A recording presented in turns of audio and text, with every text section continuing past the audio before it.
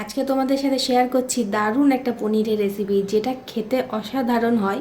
আর এটা একদমই আমি পেঁয়াজ রসুন ছাড়া বানাচ্ছি, যেটা খেয়ে কেউ বুঝতেই পারবে না যেটা পেঁয়াজ রসুন ছাড়া। তো কখনো কখনো পুজোর দিনে বলো আমাদের একটুখানি ভালো মন্দ কিছু খেতে ইচ্ছা করে, নিরামিষ খাবার, তো সেই দিনে এইটা কিন্তু তোমরা অবশ্যই বানাতে পারো। আমি এখানে নিয়ে নিলাম 7-8টা মতন কাজু, 1 টেবিল চামচ নিয়ে নিলাম পোস্ত। এটাকে একটু জলে আমি এখানে ভিজতে দেবো। এইদিকে এটা জলে ভিজতে থাকুক, ততক্ষণে একটা মশলা বানিয়ে নিয়ে নিলাম 1 চা চামচ ধনে গুঁড়ো, 1 টেবিল চামচ 1 চা চামচ জিরে নিলাম, গোটা জিরে, 1 টেবিল চামচ নিলাম গোটা ধনে, 2টো এলাচ, একটা শুকনো লঙ্কা, আর নিলাম একটু দারচিনি। এবার এটাকে একটুখানি ড্রাই রোস্ট করে নেব। যখন দেখবে এটার থেকে একটা সুন্দর গন্ধ আসবে তখনই এটাকে নামিয়ে নিতে হবে। এবার একটা হামাল দিস্তায় এটাকে ঢেলে নেব। আর এটাকে না হালকা আমি গুঁড়ো গুঁড়ো মতন করব, একদম মিহি গুঁড়ো এটাকে করব না। এই পনিরের রেসিপিটা না আমিও ঘরে পুজোর টাইমে বানিয়ে থাকি মাঝে মধ্যে, খেতে না অসাধারণ হয়। তোমরা অবশ্যই একবার ট্রাই করে দেখো। ওইদিকে দেখলে মশলাটা আমার গুঁড়ো করা হয়ে গেছে। এবার আমি কড়াইয়ে একটু জল নিলাম আর অল্প একটু নুন দিয়ে জলটা গরম করে একটা বাটিতে ঢেলে ঢেকে রাখবো, যাতে ঠান্ডা না হয়ে যায় পুরোটা। একদম ফুটাইনি, অল্প একটু গরম করেছি। এরপরে ওই যে ভিজিয়ে রাখা কাজু পোস্তটা ছিল ওটা একটা নিয়ে নিয়েছি, টমেটো, কাঁচা লঙ্কা আর একটু জল দিয়ে এটার একটা মিহি পেস্ট আমি এবার তৈরি করে নেব।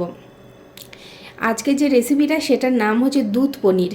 এটা আমার বলাই হয়নি, খেতে অসাধারণ হয়। এবার দেখো পেস্টটা হয়ে গেছে। আমি এখানে নিয়ে নিলাম একটা কড়াই তেল দিয়ে পনিরগুলোকে না হালকা এপিট ওপিট করে ভাজবো। খুব বেশি এখানে আমি পনিরটাকে ভাজবো না, তা নাহলে কী হবে, পনিরটা শক্ত হয়ে যায় আর ওই নরম ব্যাপারটা থাকে না। ওই জন্য হালকা করে একটুখানি আমি ভেজে নেব। আচ্ছা, পনিরটা ভাজা হতে থাক, ততক্ষণে বলো তোমরা কে কোনখান থেকে আমার ভিডিওটা দেখছো আর আমার রান্নার ভিডিওগুলো তোমাদের কেমন লাগে। তোমরা অনেকে ভিডিও দেখো কিন্তু লাইক করে যাও না, প্লিজ রিকোয়েস্ট থাকলো একটু লাইক কমেন্ট করে দিয়ে যাও, তাহলে খুব ভালো লাগবে। এদিকে পনিরগুলো হালকা করে ভাজা হয়ে গেছে। পনিরগুলো এবার তুলে ওই যে গরম জলটা করে রেখেছিলাম ওই জলে ঢাকা দিয়ে রেখে দিলাম। এরপরে ওই তেলের মধ্যেই দিয়ে দিলাম যে পেস্টটা করে রেখেছিলাম সেই পেস্টটা। আর মিক্সার জারে তো অনেক লেগে থাকে মশলাপাতি, তো সেটা ধুয়ে অল্প একটু জলও এখানে আমি দিয়ে দিয়েছি। এবার এটাকে খুব ভালো করে একদম কষিয়ে নিতে হবে মশলাটাকে, যতক্ষণ না তেলটা ছেড়ে আসছে। পনির আমার ভীষণ ফেভারিট, তো মাঝে মধ্যেই আমি পনিরের কিছু না কিছু বানিয়ে থাকি। তার মধ্যে এই একটা হচ্ছে দুধ পনির, যেটা খুবই সুন্দর খেতে হয়। এদিকে দেখো মশলাটা থেকে একদম তেলটা ছেড়ে এসেছে। এবার 1 টেবিল চামচ আমি ওই যে মশলাটা কুটে রেখেছিলাম সেই মশলাটা এখানে দিয়ে দিচ্ছি। দিয়ে মশলাটার সাথে ভালো করে মিশিয়ে নেব। আবারও একটুখানি ওই 5 থেকে 7 মিনিট মতন একদম লো টু মিডিয়াম ফ্লেমে এটাকে রেখেছিলাম। এরপরে দিয়ে দিলাম নুন, স্বাদ অনুযায়ী দিয়ে দিলাম 1 চা চামচ চিনি। এবার এইটাকে দিয়েও একটু ভালোভাবে মিশিয়ে নিতে হবে। টেস্টটাকে ব্যালেন্স করার জন্য অবশ্যই চিনিটা দিতে হবে। এরপর এটা দেখতেই পাচ্ছ খুব সুন্দর এটা কষে এসেছে। আর এটাকে কষাবার দরকার নাই। এখানে এবার আমি যে পনিরটা জলে ভিজিয়ে রেখেছিলাম সেই পনিরটা দিলাম, আর তার সাথে ওই যে পনির ভেজানো যে জলটা সেটাও অল্প একটু আমি অ্যাড করলাম। তারপরে ভালোভাবে এটা মিশিয়ে নেব।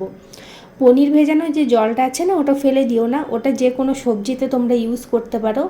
কেননা পনিরে যে সুন্দর গন্ধ বা একটু যে প্রোটিন থাকে পনিরে, সেটা ওই জলটাই কিছুটা হলেও বেরিয়ে থাকে।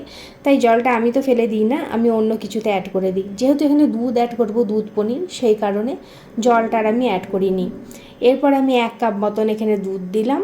এবার দুধটা দিয়ে ভালোভাবে মিশিয়ে ঢাকা দিয়ে 6 থেকে 7 মিনিট একদম লো আঁচে করে আর মাঝে মাঝে একটুখানি মাঝারি আঁচ করে এটাকে একটুখানি ফুটিয়ে নিয়েছিলাম। ব্যাস, তাহলেই রেডি হয়ে যাবে দুধ পনির। আর তারপরে শেষে একটুখানি কাসুরি মেথি ওপর দিক থেকে অবশ্যই ছড়িয়ে দেবে। এর গন্ধটা আর টেস্টটা পুরোই চেঞ্জ হয়ে যায় এই শেষে কাসুরি মেথিটা দিলে। এটা অবশ্যই অ্যাড করার চেষ্টা করবে।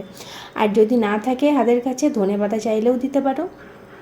এরপরে 1/2 চা চামচ মতন ওই কুটে রাখা যে মশলাটা ছিল সেইটা অল্প একটু অ্যাড করে দিলাম নামাবার আগে। ব্যাস হয়ে গেল। গ্যাসের ফ্লেমটা অফ করে এটাকে স্ট্যান্ডিং টাইমে রেখে দিয়েছিলাম 5 থেকে 7 মিনিট। আর তারপরেই দেখতে পাচ্ছ কি সুন্দর পনিরটা রেডি হয়ে গেছে। ভিডিওটা ভালো লাগলে অবশ্যই পেজটাকে ফলো করে পাশে থেকো।